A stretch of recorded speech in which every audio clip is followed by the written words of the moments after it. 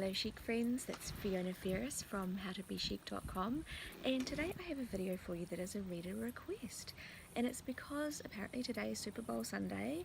We don't have Super Bowl here in New Zealand, but I know about it from my American readers and friends, and so I wasn't aware that it was on, but this reader wrote to me and said that she wants to, I guess, figure out how to avoid the temptations that goes along with Super Bowl and any other big eating occasion like the Super Bowl. And it's about living slim in a culture that celebrates food. And I know the only thing I can think about with food that I know about Super Bowl is that you eat chicken wings. And that's all I really know about it, apart from there's music acts at halftime. So I'm not a great expert on Super Bowl, but I would love to talk about living slim in a culture that celebrates food. So I thought about it, and I have some strategies for you, so I hope you stick around for the video. So I have written a book called 30 Slim Days, and it's here. This is the old cover. It's probably back to front in this video, but that's okay. I've just re-released it this week with a new cover, and it's absolutely beautiful, so I'm really excited about it. It's a really cute cartoony character like in my other new covers, so I hope you go and hit Amazon and have a look for that, because I haven't got one yet. I haven't got the book delivered yet, because it takes about 2 or 3 weeks to get them here from America into New Zealand, and just in the post, and so I will see it soon in the book cover. But at the moment I have my old book with me, but I have a couple of ideas from my book, and I also have a couple of ideas that I use myself. So the first strategy that I would like to talk about is thinking about a word that you want to channel when you go. So you're going to go, and whether it's a Super Bowl or Christmas Day or Easter dinner or a birthday dinner that you go to, or a party, that kind of thing. And it's a fun thing to look forward to, but it's also apprehensive because there's lots of eating going on, and you don't want to undo your work. And I know for myself, cheat days don't really work for me. Like, I'm better to stay on a fairly even keel all the time, because if I have a cheat day, I think I saw a funny meme once that said that the cheat day turned into a cheat 2 years. I can so relate to that, and I think it just sets me off the wrong track, and I don't think they're very chic either to have a cheat day. Sure, I don't eat perfectly all the time, that's totally not what I'm saying, but I think planning a day that you can really stuff yourself just doesn't work well for me. So I prefer to have little treats now and then on a regular basis, so that I always feel like I'm having fun, but for the most part I'll have really healthy meals and decent portion sizes as well. So my first strategy goes along with this, and it's to say to yourself, what would my chic self do on an occasion like this? Would she take it as an opportunity to just eat everything and then feel really gross afterwards? Or would she take it as an opportunity to practice her most elegant and chic self, and choose any word that resonates for you? Doesn't have to be chic or elegant. It might be, I don't know, sensible or balanced or a moderate eater. But for me, the pretty words really work well, because to say to myself, like, what would a chic portion be, sounds better than what would a sensible portion be, because sensible sounds so dull and boring to me, and I would just go, I don't want a sensible portion, that just sounds not much fun at all. So for me, a chic portion works well. And so you can say that to yourself when you're there. You can just think, well, what would a chic lady eat? What would she choose off this table of food? Would she just nibble and have the mechanical arm going with the nibbles for the whole time she's there? Or would she maybe get a little plate and put some things on it and just eat from that? And that sounds more chic than eating from the big bowl, say, if it's potato chips or whatever. And you don't really need to sort of specifically avoid anything, but maybe if you do make yourself a little plate and think, I'm going to have 2 plates of these nibbly foods over the course of time I'm here, and so you would sort of not want to heap it up, because that doesn't look very elegant or chic, and so you would just put a little pile of potato chips, maybe a chicken wing, I don't know what foods there are. A hot dog, I don't know. But, you know, just choose little things off whatever is there and have that be your focus, that, you know, you're chic lady, so this is what you do. Now, my second strategy is to take your own dish along, and maybe you do this anyway, maybe it is potluck, but for me, when I think about Super Bowl, it is sort of hot, nibbly foods. So one that just came to mind for me is to make your own little mini meatballs in a tomato sauce and take them with a sort of little side dish of toothpicks that you can just like pick one out, dip it in the sauce and eat it in one mouthful, like little mini ones. And you can make your own, or maybe buy them, but I would just make my own with like lean beef mince and which is ground beef, and onions and tiny mushrooms all chopped up, not tiny mushrooms but mushrooms chopped up tiny, and like Worcester sauce or soy sauce and breadcrumbs and a bit of egg, that kind of thing, all mixed together. And then it's a little bit of rolling with wet hands, but you would just pan fry those and maybe have them already in the sauce, in the tomato sauce, pasta sauce. And so maybe you could take along a dish like that, and you decide that you're just going to have your dish that you take along, and maybe a little sort of dish of crudité, like, I know carrots and celery sticks sound so diety, but something that's fresh and crunchy and you can pick it up with your fingers.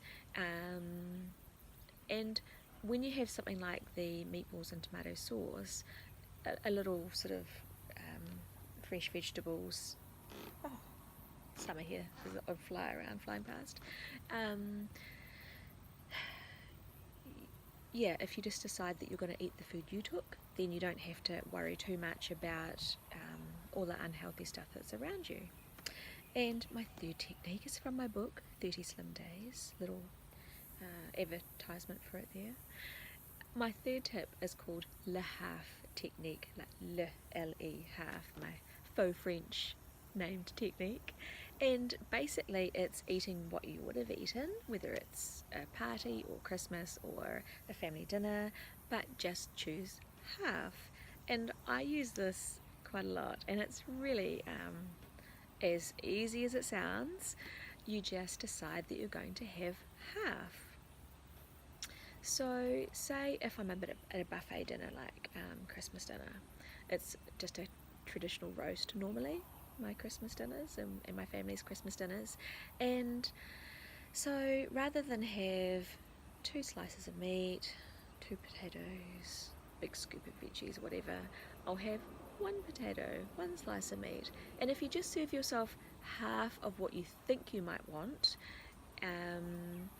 then by the time you've gone around all the dishes that are on the table, you've got quite a full plate. And I found this to my detriment at other times when I have, because there's often more of a variation of foods, a lot more dishes than you would normally have on a normal night at home for dinner. So you sort of take the same amount of everything that you normally would for dinner, but because there's so many more things, you end up with this plate that's absolutely piled high, and it's quite embarrassing. And then you don't want to waste food, so you eat it. So if you just take the tiniest amount of everything, then you will find that you have a reasonable plate. And I always find that I'm halfway through my dinner and I'm full, no matter what size I seem to get. So if you just do a really small plate and say, well, I can go back for more later if I want, then you probably don't want to, and you've eaten less and you've enjoyed it too, because you're not feeling too full afterwards. And the le half technique could work for nibbles. You could, I don't know, rather than a big handful of potato chips, take a small one. Don't go back for more. Easier said than done, I know. But you could just think, I'm going to eat half, and have that in your mind, because then it would, when you put it in your mind, it plants an intention, and you'll probably stick to it without realizing. Not all the time, not perfectly, I'm sure. I don't do that either. But I just know that if I have a little intention in my mind when I go somewhere, it makes it easier to do what I thought I wanted to do before, and have happy results and feel good about myself afterwards. And another tip, which will work if you're not probably having drinks, but I like to have either some mints or like peppermints or mint chewing gum in my bag.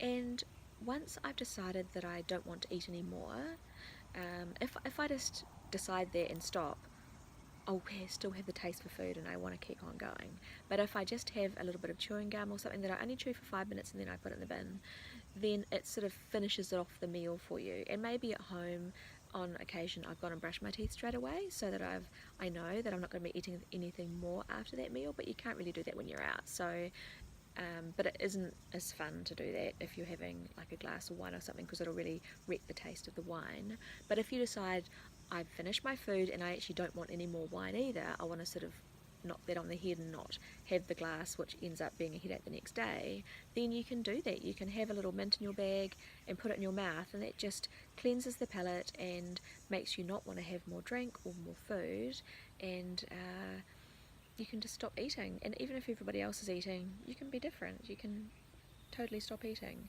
And I've seen people do this, that people don't really notice them, but I'm quite an observant person and I do. So in a group situation, everyone else will just be automatically eating. Say you've got the outdoor setting like where I am now, at our outdoor table, and there's cheese and crackers and there's potato chips and different nibbles and what else, hummus and things. Not everybody continues eating, and you can be that person. You can be that person that's different to everybody else and doesn't eat so much that at the end they go, oh, I ate so much again, I ate too much. You can be the person that's just quietly going, oh yeah, I feel quite good actually. And it's actually quite a fun thing to do. It's your own little secret garden, your own mystique that nobody even knows. Just got Chloe down here, little Chloe dog. Do you want to come and say hi? Come and say hi. Quickly. Come on. Come up. Come on. Hello. Come and see everybody. The nice people. Hey, here's Chloe dog. Oh, she likes a tickle. She's so funny. Okay, see you, Chloe. See you later. Now, there was another technique that I was going to talk on. So I think I finished that one. Yes, my mint technique. Right.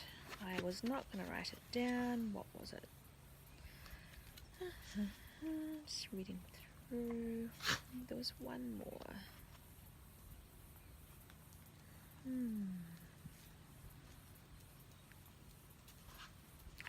That's what it is. So, this one I got from Anne Barone, who wrote the Chic and Slim series, and I love her books because they were the first books that I came across probably in about 2000, maybe 2003, 2004, and they were the first books that I came across that were chic French lifestyle crossed with being slim. As you would know from the Chic and Slim name, it's quite clear that that's what she writes about. And I loved that thought, because mostly books on dieting, they're not fun. They've got a list of what you can and can't eat, and they're just dull, they're just lists of charts and it's just restrictive. So Anne's philosophy, and what I believe in as well, is that she goes by the chic thing. So she's inspired by the French ladies, and basically by saying that if you act chic, it's easier to become slim. And her thoughts, this actually splits off into two. It's quite a meandering video, isn't it? Her thoughts are that you could go somewhere and pretend that you are a chic French lady visiting, and you don't understand this finger food. You think, oh, it's all messy, it'll mess up, I'll get it on my hands, I might get a bit on my nice clothes, my nice outfit that I've worn tonight, and I also don't want to mess up my lipstick by eating these greasy foods. So she'll sort of be quite bamboozled almost by all these foods in front of her that are just sort of like, oh, what are these foods? And so she'll be very selective about what she eats, and she'll put something on a plate. She won't just eat with her fingers, but maybe even with a knife and forks. I like to use a knife and fork for most things, even pizza if I have pizza, and takeaways. But so she will be visiting, so you can pretend you are that chic French visitor, and not quite understanding the food and taking only a few little bits here and there of the stuff that looks nicest. So that's quite a fun and slightly kooky technique, I think. Is really cute. And what I was also thinking of for myself, a similar thing is to have a plan before you go somewhere.